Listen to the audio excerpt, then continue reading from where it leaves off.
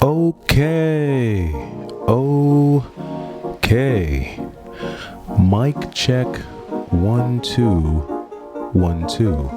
I am the Y2K collector, and I'm here with you on a Saturday night to talk about something that has been keeping me up at night for the past few weeks.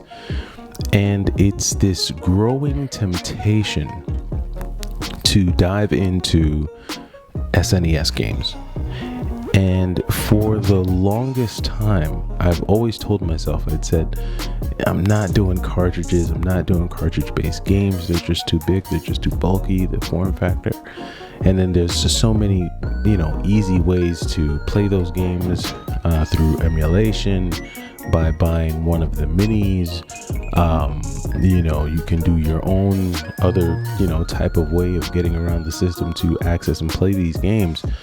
But I think there's just something about, I guess I kind of understand why the energy, the passion, just the overall, fervor for SNES games and SNES collecting. I can definitely understand why that community is still growing and thriving. And so I wanted to talk about, 3 reasons why I'm tempted. And without doing too much jabbering or blabbering, I'm going to talk about the first reason. The first reason why I'm tempted to get into SNES collecting is because as I look at my overall collection, I realize that the games that I collect, whether they be for older systems like the PlayStation, or the Dreamcast or the PSP, if it's a console like that, I'm still collecting the same type of games. And a lot of these games are really based on, games that were born during the 90s, and even series that were born during the 90s. And we're still coming out with new games based on these concepts that were born in the 80s and 90s.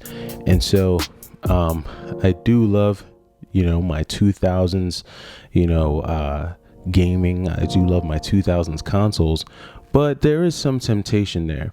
And so I think the first temptation for me is because as I look at a lot of the games that I have in my collection, a lot of them are based on some of the classics that we got on the SNES, whether that be Castlevania, whether that be Contra, whether that be, you name it, Captain Commando.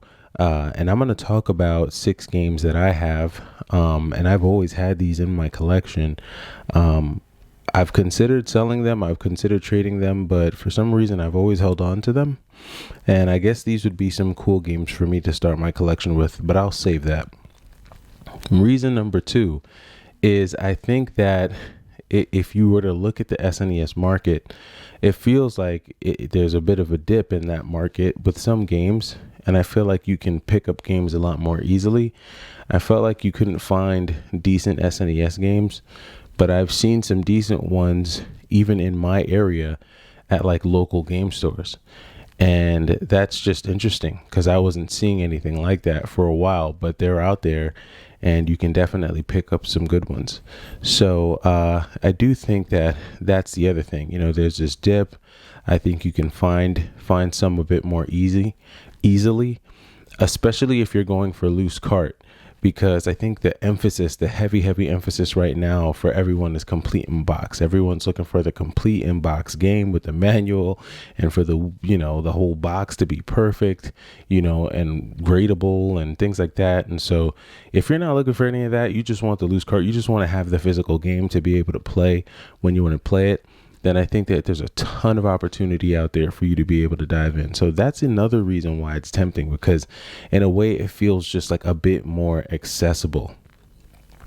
So the third reason why for me, and I guess this kind of ties into the first reason, is just that nostalgia. Personally for me, I grew up during that time and I had a Super Nintendo back in the 90s and I played those games: Street Fighter, Zelda, Super Mario, Super Metroid, all of those games I played, and they do take me back. You jet home from school, you try to rush through your homework so that you could spend the next 3 hours just zoning out to some video games. So definitely remember those times. But let me not do any more jabbering or blabbering, and I'm going to go right into these 6 games that I have in my Super Nintendo collection that I realized I had, and I figured I'd share them with you. So let's get into the first one. The first one, this is one that I got because I remember watching my brother play this game, and it's an amazing adventure game. It's a ton of fun. Just the character that you get, his weapons and his moves. He can glide. It's just really cool. And you may have heard of this one, but this is ActRaiser 2. Now there is a first ActRaiser, but I think this is the one I remember watching my brother play as a kid, and this game is so hard. I think that's why it's not talked about as much, but this is a very, very difficult game, and I would watch my brother play it and die and die and die over and over and over again until he finally beat it. But this is a good one. A fun one. It's an adventure game. It's like an adventure platformer. You go through stages. It has a pretty cool story. I don't remember it off top hand because I haven't played this in forever, but great game. Check it out. ActRaiser 2. Okay, so we're going to dive into the next one. This one again is kind of like an adventure action platformer, right? So Bonkers. This is another one we had, and Capcom always has a way of making these sneaky good games. It's like Darkwing Duck on the Game Boy. That's a Capcom game. Those companies like Capcom, Konami, Square, you could always count on them to deliver you some good stuff. And Bonkers is one that you don't often hear talked about. It's a bit beat up, but I wasn't really taking my SNES collection seriously, but this is a fun platformer, so definitely recommend you checking this one out. That's Bonkers. All right. The next one up here we got is we've got Final Fight and Final Fight 2 rather. So I like this one. I've always been a fan of Hagar. That whole almost like Zangief like spin punch move that he has. And just fighting through the levels, anything that was Final Fight like, Streets of Rage 2 like, I was down for it. So Final Fight 2 is one that I had, didn't want to let it go, and guess what? It's another Capcom hit. I think we're going to see a trend. Next up we have, this one's a little bit different. This one is one that I had on PC, but I knew that it was also on the Super Nintendo. So when I got my Super Nintendo back, I went and hunted this one down. But this is Cold Shadow.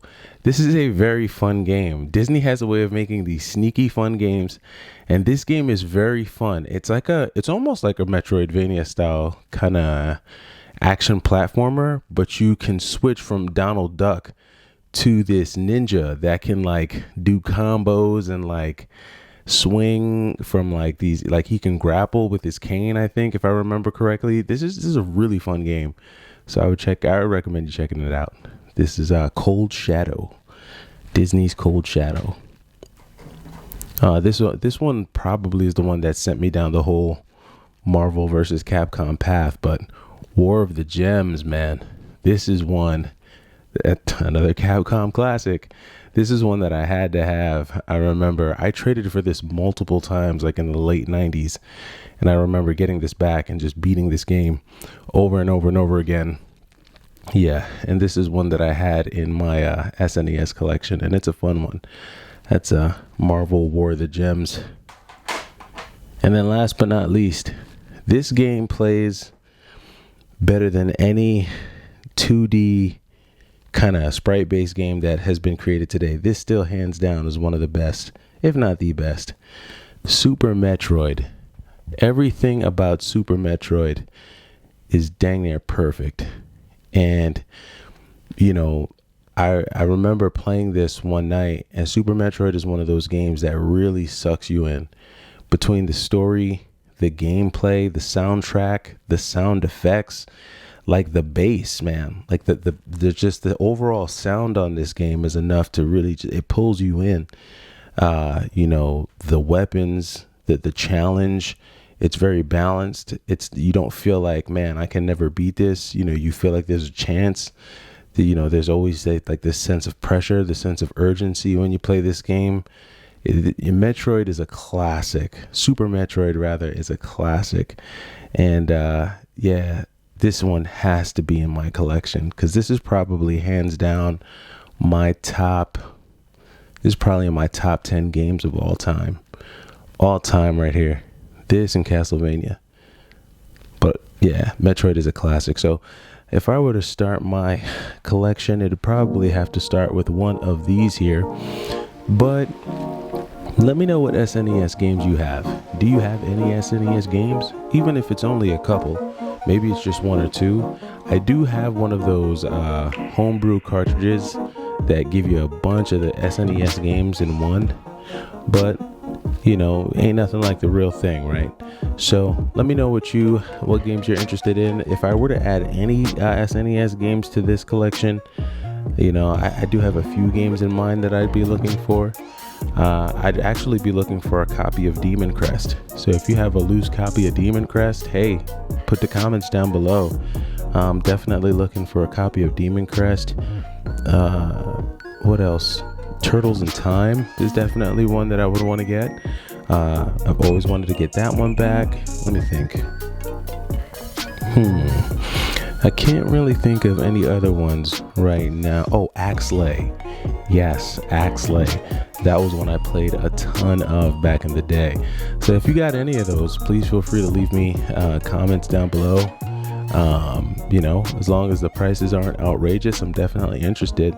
Again, I am the Y2K collector. Glad I was able to share this small SNES collection with you. And thanks for sticking around to hear out my 3 temptations for getting into collecting for the SNES. I hope you're enjoying your weekend. Have a good one.